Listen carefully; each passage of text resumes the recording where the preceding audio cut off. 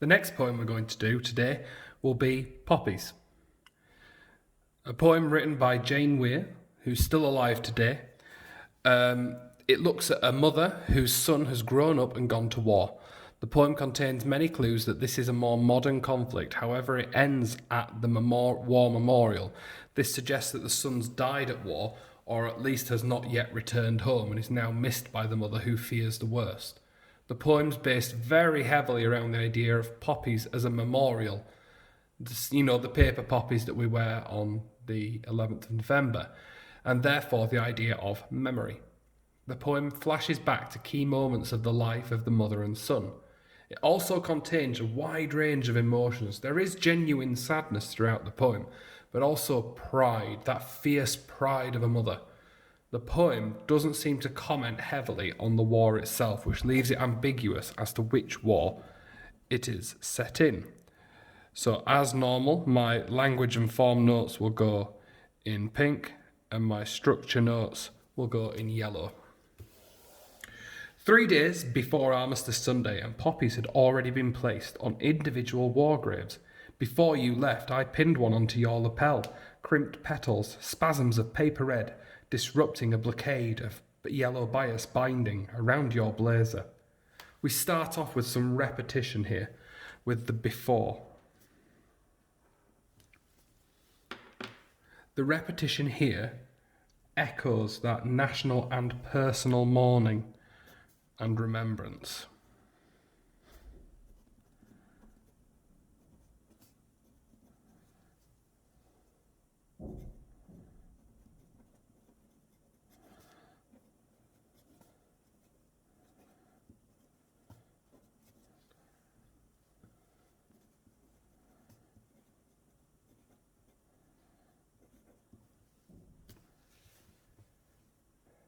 The individual war graves mentioned in line 3 is that ominous reminder. So it serves to remind the reader and the audience about the severity of war, and just to remind them that ominous nature.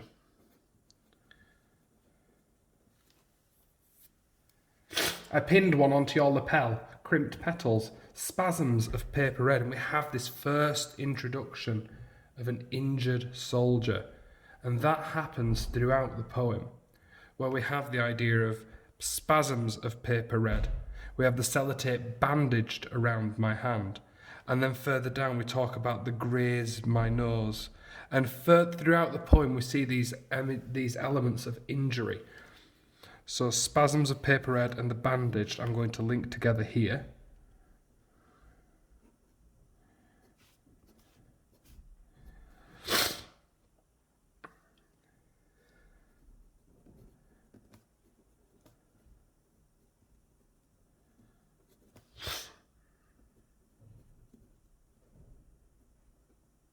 So those both refer to injured soldiers, not only physically,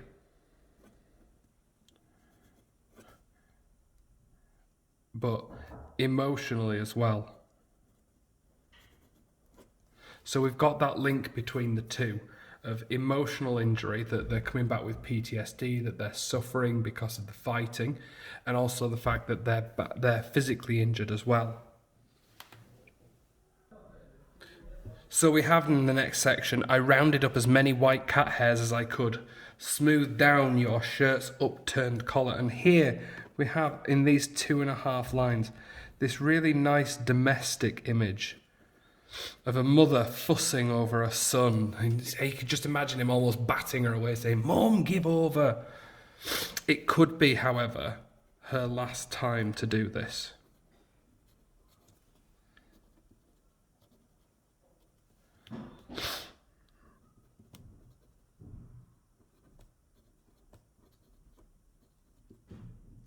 Which links to that ominous feeling up here. Steeled the softening of my face. And here we have the alliteration. You could argue that it's also sibilance, but I would talk more about the alliteration of steeled and softening of my face. And I wanted here to mention that she's trying to be brave and not show emotion.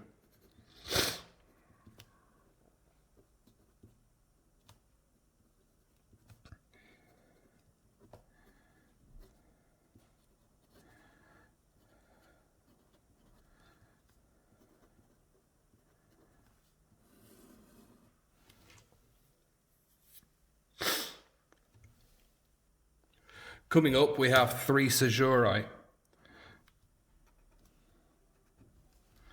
These caesurae are linked together to reflect that she's trying to stay in control and she doesn't want to get carried away with her emotions.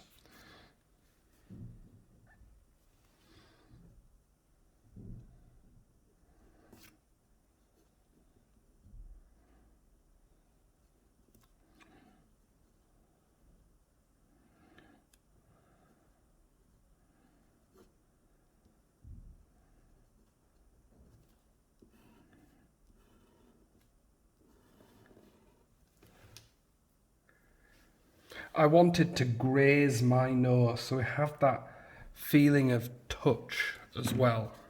So the fact that she wants to feel the touch like an Eskimo kiss, it's that she wants the closeness.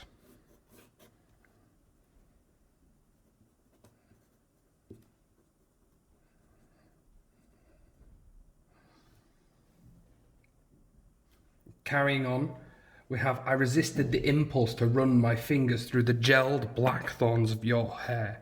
A lovely quotation there with gelled blackthorns of your hair, because here, this gives us a biblical image. It alludes to Jesus. Not in that the Son is a godly figure, not in that the Son is the perfect Son, but it's also the way that the Son might have to make a sacrifice.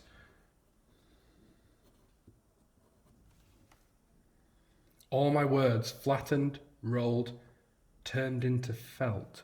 So we have another domestic image at the bottom here. And it's a soft ending.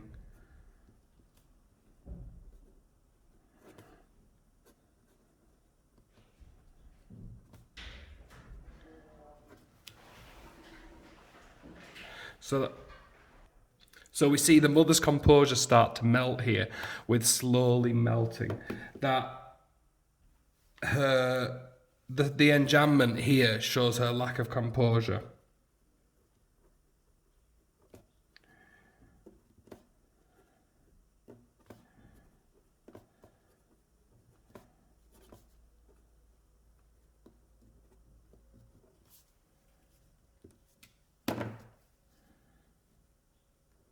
So I'll just add a structure colour to the end of there and to there to show you where that is.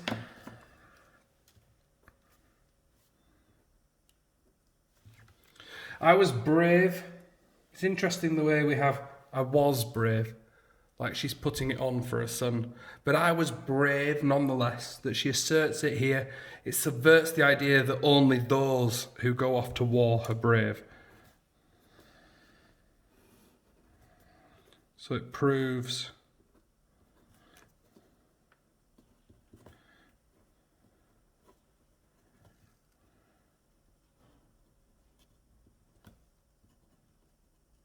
that everyone involved is being brave.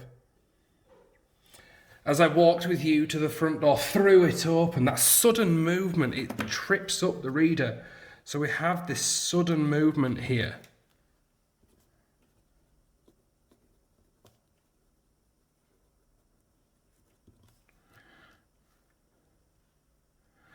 It suggests that she's breaking a boundary.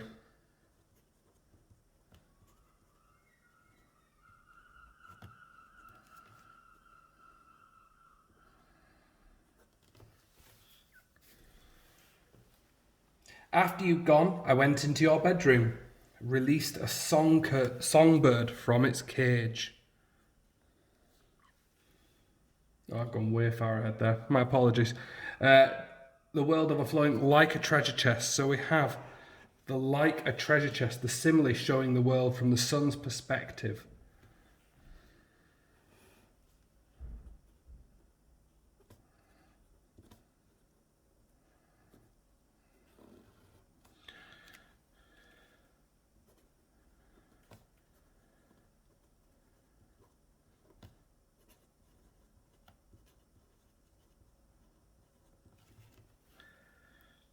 A split second, and you were away, intoxicated.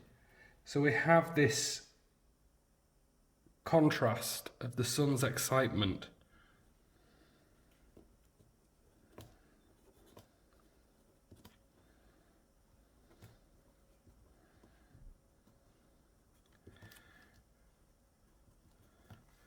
with that idea of a lack of control.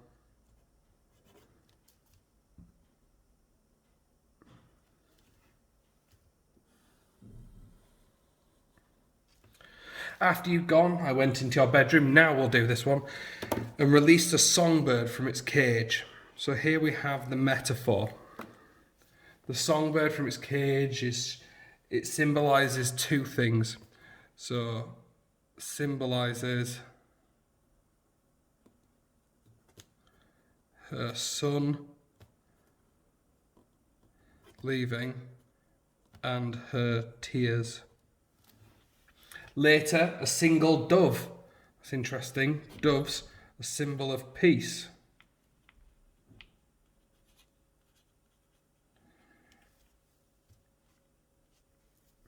This is where it has led me. Skirting the churchyard walls, my stomach busy making tucks, darts and pleats. So we've got some more domestic imagery.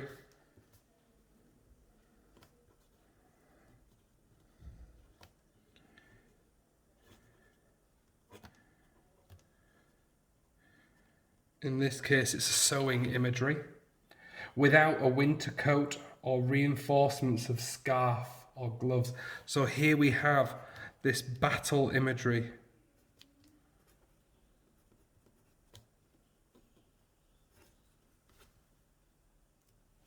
It makes her sound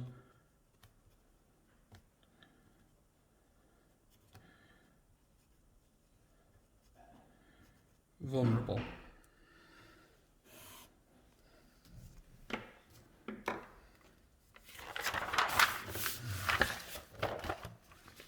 So looking at the second page now. So you can see I've already got our themes box drawn if you want to be doing that while I sort the pages out. So for the final stanza, on reaching the top of the hill I traced. So again we have that sense of touch.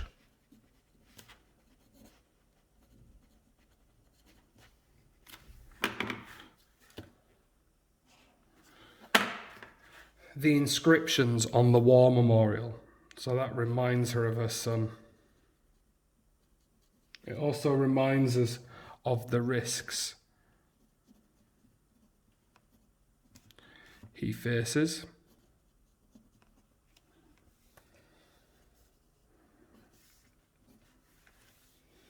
I leaned against it like a wishbone, so I had that strong visual imagery. It hints at her wishing for his safety. Obviously, it is a simile.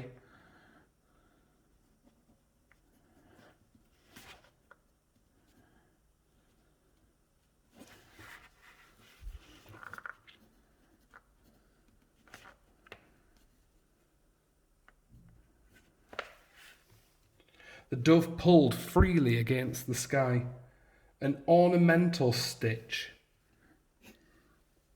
So that final piece of domestic imagery about sewing.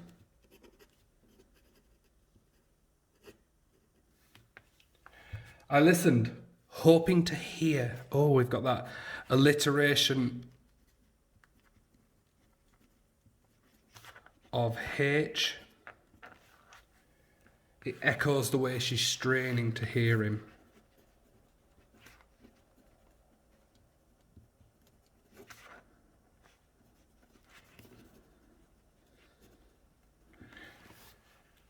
And at the end, we have this really nice image, this really nice metaphor of your playground voice catching on the wind. So it links leaving to join the army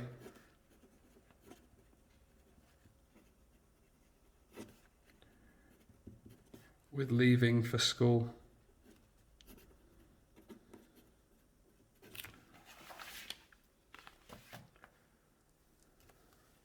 So some of the themes that I'd talk about in this poem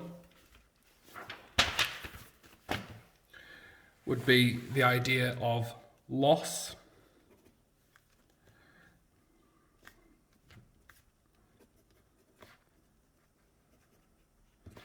the mother feels that she is losing her son. We also have the idea of fear. She is anxious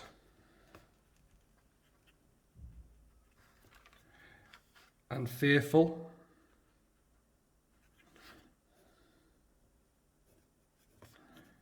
For her son. And the final one would be freedom. Freedom giving that contrast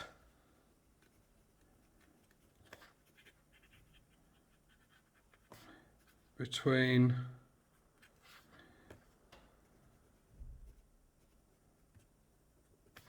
the mother's loss and the son's freedom.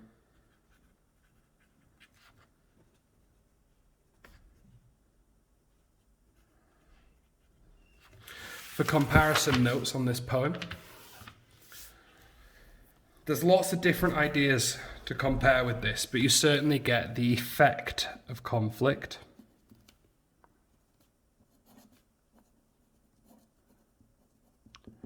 And I'd compare that with war photographer mainly.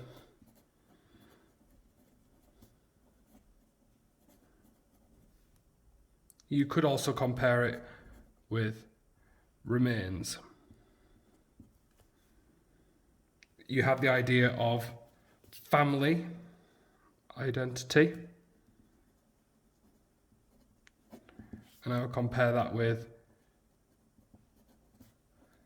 kamikaze. And then the last idea that I think you could compare it with would be the idea of loss, and I would compare that with emigre.